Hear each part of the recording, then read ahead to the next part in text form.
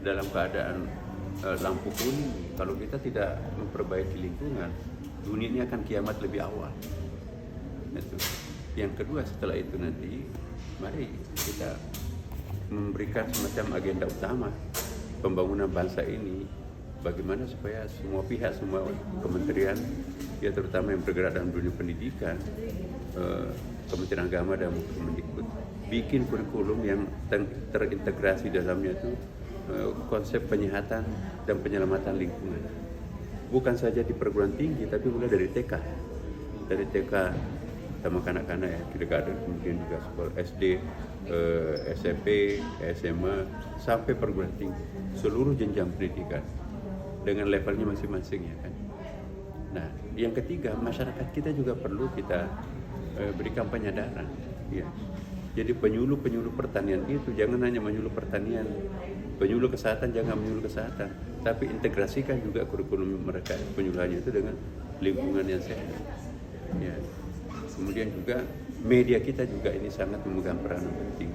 Bagaimana media ini konsen terhadap lingkungan. Jadi kalau ada pembakaran hutan, ya mari kita bunyikan, sorakin ramai-ramai ya kan, biar dia pembelajaran tuh. Nah sekarang ini kan enak ya dia bakar hutan, enak akan merusak sungai. Nah perusahaan yang merusak sungai dipublikasikan di situ, dikasih award negatif gitu, biar dia tahu malu itu kan. Nah saya kira ini yang banyak hal yang bisa kita lakukan. Tapi kalau kita melihat Indonesia menjadi salah satu negara Islam terbesar, Prof, di dunia gitu ya, seberapa besar peran Indonesia sebagai negara Islam sendiri untuk isu lingkungan, Prof? Saya ingin menjadikan Indonesia sebagai contoh, makanya itu kami bikin Istiqlal itu menjadi percontohan masjid sedunia sekarang ini kan. Maka itu penghargaan Age itu masjid yang paling green seluruh dunia, rumah ibadah loh, bukan hanya masjid tapi gereja, sinagog, kuil, candi yang paling hijau, yang paling efektif, yang paling efisien itu adalah Istiqlal. Itu langsung dari World Bank Washington DC. Karena kenapa Istiqlal ya tadi tidak ada air wudhu yang jatuh ke sungai, tapi kita recycle dan itu bisa langsung diminum, dipakai kembali, tidak mengganggu air tanah lagi kan. Ya, jadi aman.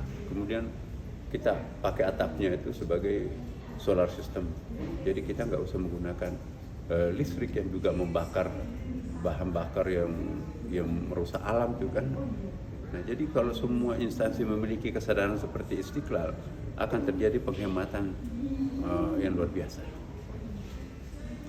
Oke Pak, membahas lingkungan, kita tahu kalau yang salah satu yang merusak itu adalah bisnis batubara yang sangat ekspansif.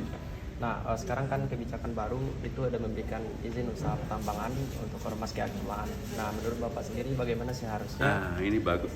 Bagaimana seharusnya ormas-ormas ini menyikapi hal tersebut gitu Pak, kebijakan itu, apakah dia tetap menerimanya atau bagaimana langkah baiknya untuk lingkungan? Iya, kalau saya harus dipelajari lebih mendalam apa keterlibatan kita di situ.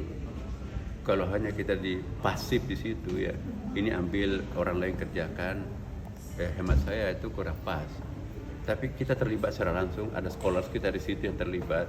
Oh ini merusak alam, ini merusak lingkungan, jangan lakukan kan. Jangan sampai nanti ulama itu diajak untuk merusak lingkungan. Tapi kalau ulama yang terlibat mengelolanya sendiri, tentu dia tahu ini yang boleh, ini yang tidak boleh kan. Yang melampaui batas kan nggak boleh. Kan ada ayatnya itu. Kami tundukkan apa yang ada di langit dan di bumi, ya. Tetapi jangan melampaui batas. Nah, konsep melampaui batas ini itu harus dipahamkan oleh ulama atau tokoh agama ya kan. Saya yakin kalau ulama yang mengelola alam itu akan lebih bersahabat daripada orang yang tidak punya agama. Maksud saya orang yang tidak punya pemikiran keagamaan. Ya, untungnya orientasi itu hanya profitnya aja. Tapi kalau tokoh-tokoh agama termasuk ulama yang diserahkan untuk mengelola alam, saya kira dia akan berbeda. Nah, hemat saya daripada orang lain nanti yang menggarap alam sangat radikal, lebih ulama ini hadir di situ untuk, jangan merusak sungai loh. Ya, ini ada hadisnya, ya. Misalnya, jangan menjadikan sungai sebagai tong sampah, jangan menjadikan sungai itu sebagai ada hadisnya itu, jangan membuang kotoran pada air yang tergenang, Jangan membuang kotoran pada air yang mengalir. Jangan menebang pohon kecuali membaca basmalah. Jangan menggarap sebelum membaca basmalah.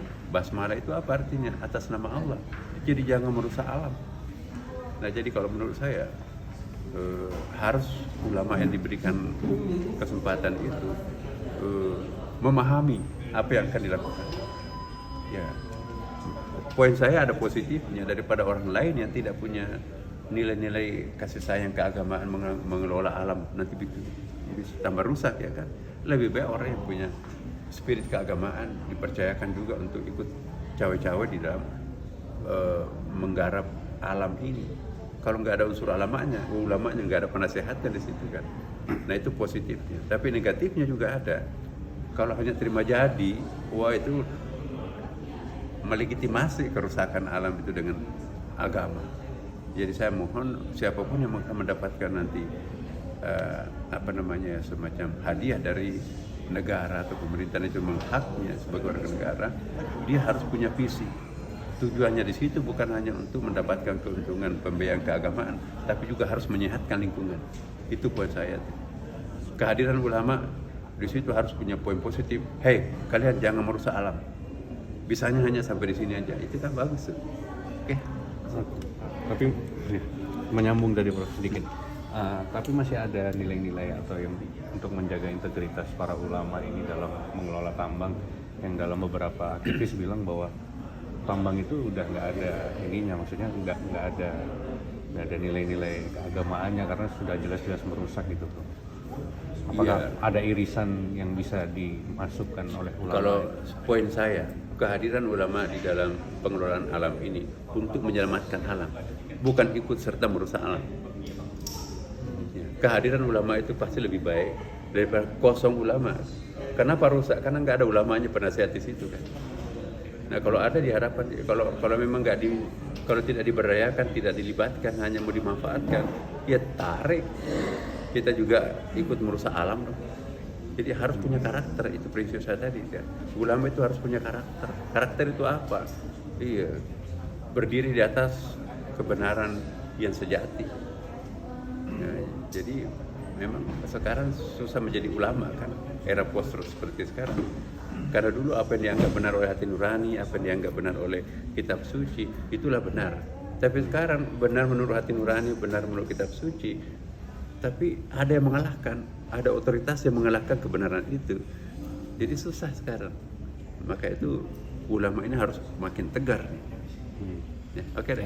Terkait persiapan Paus Fransiskus nanti Pak September, bagaimana Pak dari Masjid Istiqlal? Kami sudah siapkan ya, bahwa ini simbol toleransi kita.